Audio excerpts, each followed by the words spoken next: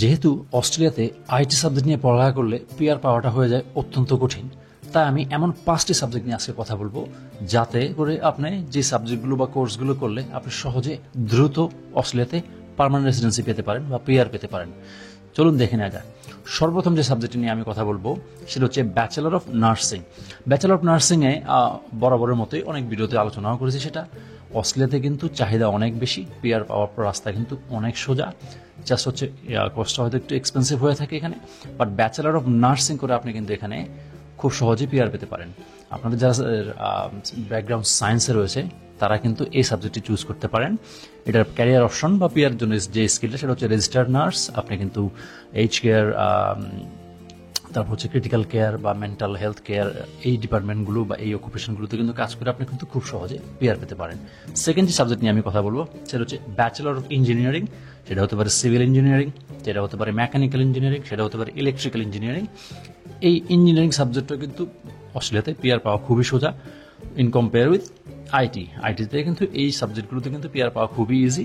Civil engineering, mechanical engineering, electrical engineering এই career option কিন্তু choose করলে পিআর পাথওয়েটাও ইজি।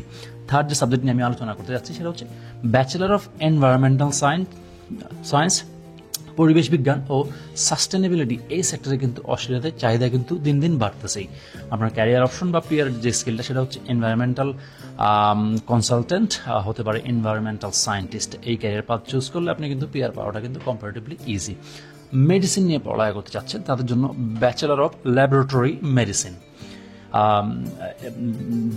ল্যাবরেটরি মেডিসিন সায়েন্টিস্টের জন্য কিন্তু অনেক চাহিদা, কিন্তু জবের চাহিদা বা ক্যারিয়ার অপশন কিন্তু দিন দিন বাড়তেছে অস্ট্রেলিয়াতে। আপনার পিআর বা ক্যারিয়ার অপশন হতে পারে মেডিকেল ল্যাবরেটরি সায়েন্টিস্ট। 5 নম্বর যে সাবজেক্ট নিয়ে আলোচনা করতে চাচ্ছি, সর্বশেষ সাবজেক্ট, সেটা হচ্ছে bachelor of data science. Data science এবং অ্যানালিটিক্স সেক্টরে কিন্তু আসলেই দিন দিন কিন্তু জবের হার কিন্তু এখন বেড়েই চলেছে।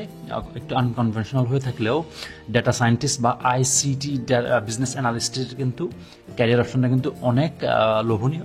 প্লাস এতে কিন্তু পিআরের জন্য কিন্তু স্কিল পথটা কিন্তু অনেক ক্লিয়ার থাকে। তাই আমি সবসময় বলে থাকি আইটি যতটুকু পারেন চুজ না করার জন্য, কারণ সিডনি মেলবোর্নে কিন্তু পিআর পাওয়াটা খুবই কঠিন আইটি সেক্টরে।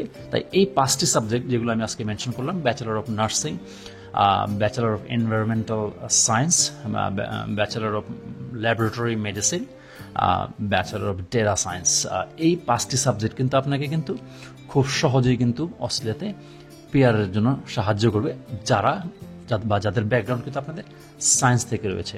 আমি অন্য আরেকটা ভিডিওতে কিন্তু আর্টসের স্টুডেন্টদের জন্য 5টা পিআরের জন্য আনকনভেনশনাল সাবজেক্ট শেয়ার করছি, যেগুলোতে কিন্তু পিআর পাওয়া খুবই ইজি। সো আজকে সায়েন্স নিয়ে কথা বললাম, অন্য আরেকদিন ইনশাল্লাহ কমার্স ব্যাকগ্রাউন্ডে যারা আছে তাদের জন্য 5টা এরকম পিআর পাওয়ার ইজি সাবজেক্টগুলো, এবং যেগুলো আনকনভেনশনাল অস্ট্রেলিয়াতে চাহিদা বেশি, পিআর রাস্তাটাও খুবই ইজি, এই সাবজেক্টগুলো নিয়ে আলোচনা করবো। আপনাদের অন্য কোনো কোয়েশ্চেন থাকলে কমেন্ট সেকশনে জানাতে পারেন।